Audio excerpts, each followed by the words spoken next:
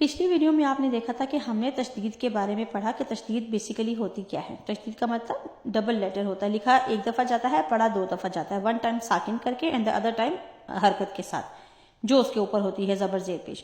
اب ہم یہاں اس کی ایکسرسائز کریں گے, جیسے حمزہ زبر با اب, با زبر با, اب با اسٹریچنگ نہیں ہوگی بالکل بھی.